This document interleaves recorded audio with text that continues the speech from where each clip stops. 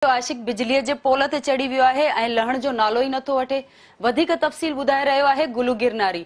जी गुलू, over two U. जी जी रशीदा, मां हिते मौजूद आहियां ॻोठ जे ॿाहिरों। जीअं तव्हां ॾिसी रहिया आहियो त हीउ जेको पोल ते हमरा जेको आहे सो चढ़ी वियो आहे ऐं उहो हिकिड़ो आशिक़ आहे जंहिंखे ख़ुदि ख़तरनाक चवनि था ऐं उहो पोल ते चढ़ी वियो आहे। उनजो चवणु इहो आहे त मुंहिंजी महबूबा जेकॾहिं मूंसां मिलाईंदा त पोइ मां लहंदुसि, न त पोल तां मां न लहंदुसि। जीअं त उनजो मुतालबो आहे त जेको DIG साहिबु आहे उहो पाण मुंहिंजी महबूबा खे वठी ईंदो, उन खां पोइ मां लहंदुसि। जीअं त हेठि सिपाही बि अची विया आहिनि, उहे लहण जी कोशिशि कनि था। उनजो पीउ मौजूदु आहे, जा ॿाहिरि, पर हीउ हमरा लहण लाइ तयारु न आहे बिल्कुलु।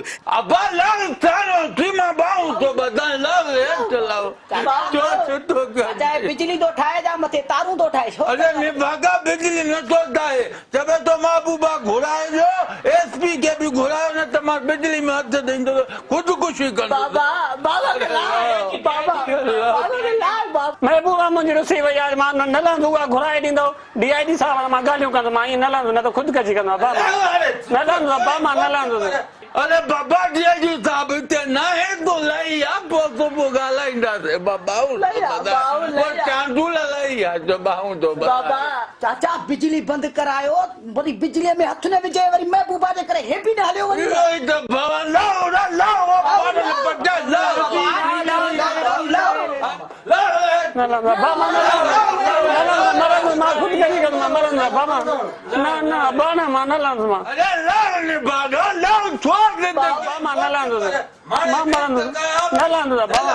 चाचा प्रेमिका प्रेमी मारे बेस का क्या आवरे इसको बोले न तो चाचा मसलो छा है आखिर ले छो न तो महबूबा कावड़ी दे छा ता महबूबा जे तो शादी कराओ पला पुट डन न था पिया बे समझान ध्वनि में मां बने क्यों मुके शादी करा न त वन ते तड़ी नहीं न खंबे ते मां चढ़ो न त मां रपो हो जा मां के न तो पनायो हाने बच्चा सा ये चरा पैदा था पुट त हाने वरी सागो नी पोल ते मां चढ़ वठी वनो पांजी न त रपो हो जा पियो बे समझा केरो खबर मारता केरो हालत बाबा बाबा के लाल बाबा। अरे खुदू लाओ खुदू बाबा लाल लाल बाबा के बाबा। पाला पता मारता तो मां भी जमा तो लाओ मां तो चढ़ ओ बा तू मथे चढ़ी कोने बाबा। और मां मत चढ़ तू में जाओ तो बिजली में या तू जाता मां भी मरा। अरे तू तो वनी थी पारा पता बाबू नहीं लाओ रे छो मारा जे पान से छुटो अरे मां रो रही थी मुझे बाबा मोर आज जो गाना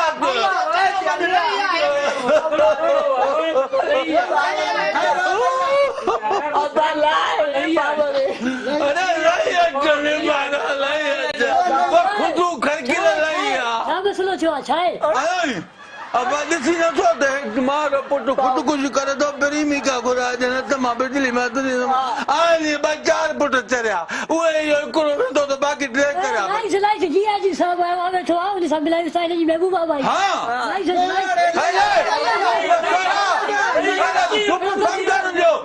बाबा है DIG साहब ने के मोकलियो तू बड़े SP साहब से मुलाकात कर हे आयो हे सा घटा चा भला है ने सेड़ो उस समय निकल दो ना तुम जो करे निकलिया वाडी लगे मरे पो पेड़े पूरो पोंदो लई अज DIG साहब आयो मुझे महबूबा में आईया अच्छा बारा जा ठीक है मल्ला बाना हालिया बुढ़ा हालिया जानो दे आज कि ना खुद को गंगा है बड़ा खुद को